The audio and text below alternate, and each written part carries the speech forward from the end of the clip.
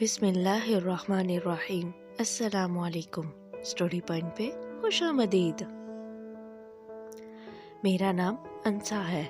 میں اپنے پیرنٹس کی اکلوتی اولاد ہوں اور اس وجہ سے انہوں نے مجھے بہت ناز و لاڈ سے پالا ہے، جس کا فائدہ میں خوب اٹھاتی ہوں۔ گھر کے کام کاج امی ہی کرتی ہیں۔ میرے ابو وابڈا میں کافی اچھی پوسٹ پہ ہیں اور امی ہاؤس وائف ہیں، سو کافی کھلا خرچہ ہو جاتا ہے ہمارا، کیونکہ ہمارے گھر میں کوئی لڑکا نہیں تھا تو گھر کے کام کرنے میں کافی مشکل ہوتی تھی، کیونکہ ڈیڈ بھی اپنے ٹورز پہ کافی دن گھر سے باہر رہتے تھے۔ سو میری موم کا آئیڈیا تھا کہ ایک نوکر کو فل ٹائم جاب دے کر گھر رکھ لیں۔ میری موم کافی سیدھی سادی خاتون ہے اور زمانے کی چالاکیوں سے بالکل ناواقف ہیں، سو انہوں نے ضد کی ایک نوکر کو رکھا جائے۔ آخر کافی تلاش کے بعد میرے ڈیڈ کے دوست کے ریفرنس سے فرحان کو نوکر کی جاب دے دی گئی۔ فرحان عمر اس وقت 22 سال ہوگی، لیکن وہ قد کاٹ کی وجہ سے ایج سے زیادہ لگتا تھا۔ خیر، وہ ہمارے گھر کے پیچھے بنے کمرے میں رہنے لگ گیا۔ سٹارٹ میں تو وہ کافی اچھا ثابت ہوا اور گھر کے سارے کام خود ہی کر لیتا تھا، حتیٰ کہ ڈیڈ کے ہوتے ہوئے بھی وہ سب کام خود کرتا۔ سو ڈیڈ اس سے بہت خوش تھے اور اپنی سلیکشن پر اتراتے رہتے اور اس کی تعریف کرتے رہتے۔ میرا واسطہ اس سے کم ہی پڑتا تھا، لیکن جب بھی میں اپنی گاڑی سے کالج واپسی سے اترتی تو فوراً بھاگ کر میرا سامان پکڑ لیتا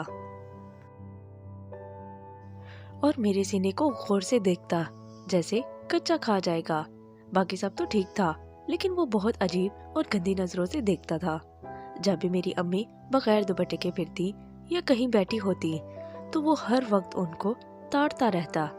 میری عادت تھی کہ میں لوز ٹی شرٹ میں گھر میں پھرتی تھی۔ جب بھی میں صوفے پہ بیٹھ کے ٹی وی دیکھ رہی ہوتی تو فوراً میرے سر پہ آ کے کھڑا ہو جاتا اور پوچھتا کہ باجی کوئی چیز چاہیے۔ میں کئی دفعہ اسے پکڑ چکی تھی۔ خیر، مزہ مجھے بھی بہت آتا، کیونکہ اگر آپ خوبصورت ہو اور کوئی آپ کے حسن کو دیکھنے کے لیے تڑپ رہا ہو تو آپ کو غرور پیدا ہو ہی جاتا ہے۔ سو میں زیادہ فکر نہیں لے رہی تھی۔ میں نے سوچا کہ ابھی بچہ ہے، جوان ہو جائے گا تو ٹھیک ہو جائے گا، لیکن کبھی کڑوا پانی بھی میٹھا ہوا ہے۔ ایک رات میں ہمارے گھر کے پیچھے بنے گارڈن میں بیٹھی اپنی دوست سے باتیں کر رہی تھی۔ میں ادھر ادھر چل رہی تھی۔ بات کرتے کرتے ذرا آگے گئی اور دیکھا کہ تھوڑی دور ایک آدمی میری امی کے واش روم کی پچھلی دیوار کے ساتھ کھڑا ہوا تھا۔ پہلے تو میں ڈر گئی اور شور مچانا چاہا کہ کہیں چور نہ ہو، لیکن حوصلہ کر کے میں دبے پاؤں ذرا آگے گئی تو میرے ہوش اڑ گئے۔ میں آگے کا منظر دیکھ کے ڈھل گئی، کیونکہ وہ مرد کوئی اور نہیں بلکہ فرحان تھا اور وہ واش روم کی بیک سائڈ کی طرف بنی چھوٹی کھڑکی سے اندر جھانک رہا تھا۔ باتھ روم کی ہلکی روشنی منہ پر پڑنے کی وجہ سے اس کی شکل صاف نظر آ رہی تھی۔ میرے ذہن میں جمکا ہوا کہ میری موم اس وقت نہا رہی ہے اپنے واش روم میں، کیونکہ تھوڑی دیر پہلے انہوں نے مجھ سے ٹاول مانگا تھا۔ مطلب فرحان وہ دیکھ رہا تھا اپنی گندی نظروں سے۔ میں اس ذلیل کی حرکت دیکھ کر حیران ہو گئی، لیکن میرے ذہن میں آئیڈیا آیا کہ کیوں نہ اس کی ویڈیو بناؤں۔ سو میں نے ایک طرف چھپ کے اپنا موبائل نکالا اور اس کی ویڈیو ریکارڈ کر لی اور آہستہ آہستہ میں اس کی طرف بڑھتی گئی تاکہ اسے پکڑ سکوں۔ جب میں اس کے کافی قریب ہو گئی تو وہ شور سنائی دیا اور پیچھے مڑ کے دیکھا تو میں کھڑی تھی۔ 1 منٹ تو اس کا سانس رک گیا، لیکن میں نے تحصیلی آنکھوں سے اس کو دیکھا اور اپنا کیمرہ دکھایا۔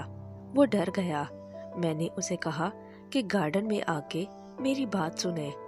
جب وہ گارڈن میں آیا تو بغیر کچھ کہے میں نے ویڈیو اس کی آنکھوں کے سامنے کر دی۔ وہ ہکا بکا دیکھتا رہا اور میں نے کہا کہ صبح کا انتظار کرے۔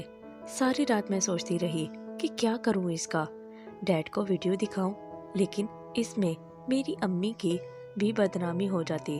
سو میں نے ایک شیطانی منصوبہ بنایا فرحان کے بارے میں، کیوں نہ اس کو پکڑ کر اس کی بھی ویڈیو بنائی جائے۔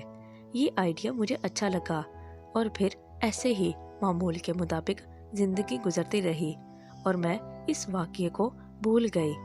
ایک دن جب میں یونیورسٹی سے واپس آئی اور کپڑے تبدیل کرنے کمرے میں چلی گئی، میری عادت تھی میں پہلے اپنے مکمل کپڑے اتار کر اپنے جسم کو دیکھتی تھی، پھر دوسرے کپڑے تبدیل کرتی تھی۔ میں اپنی سوچ میں مگن کپڑے تبدیل کر رہی تھی، میری اچانک نظر ونڈو پر پڑی جہاں سے مجھے فرحان نظر آیا۔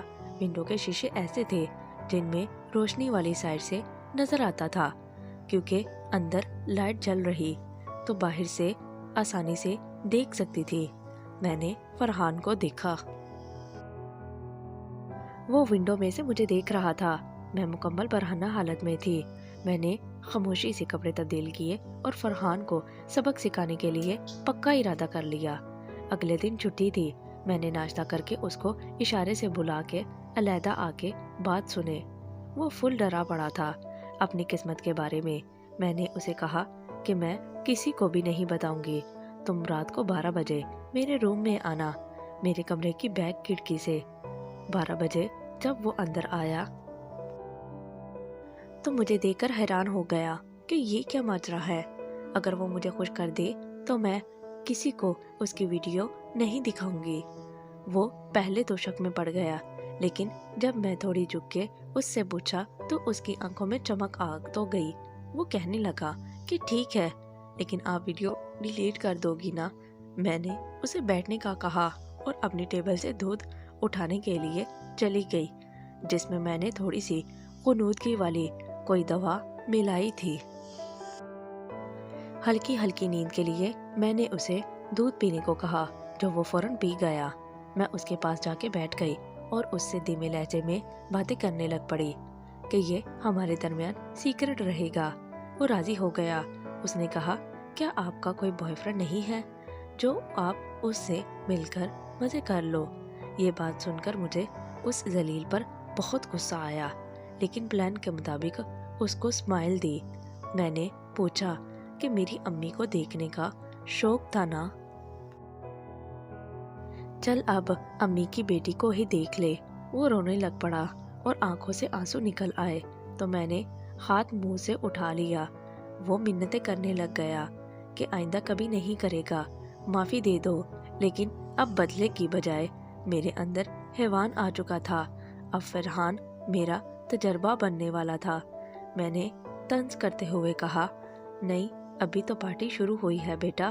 فرحان شرم سے مر رہا تھا۔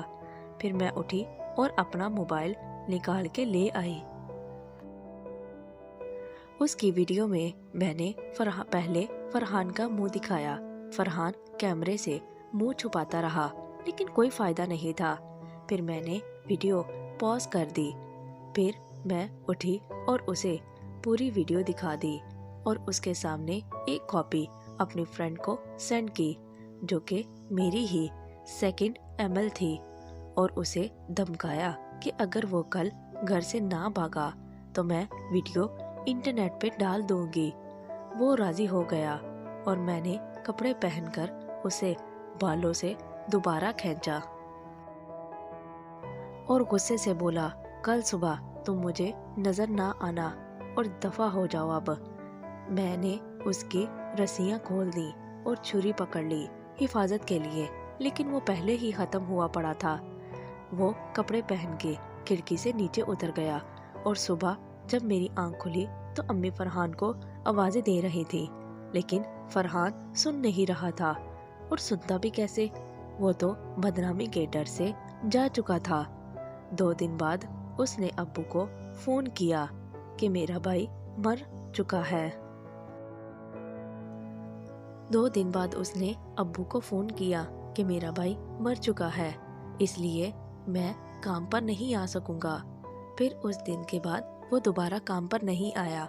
امی کہہ رہی تھی کہ بڑا اچھا لڑکا تھا، سارے کام کر لیتا تھا اور کبھی نظر اٹھا کے نہیں دیکھتا تھا۔ لیکن میں دل میں سوچ رہی تھی کہ میری معصوم امی جان شکر کریں، ابھی آپ کو پتہ ہی نہیں چلا اس کا، وہ آپ کے جسم کا دیوانہ ہوا پڑا تھا۔ تھینک یو فار واچنگ، ملتے ہیں مزید نئی ویڈیو کے ساتھ۔ خدا حافظ۔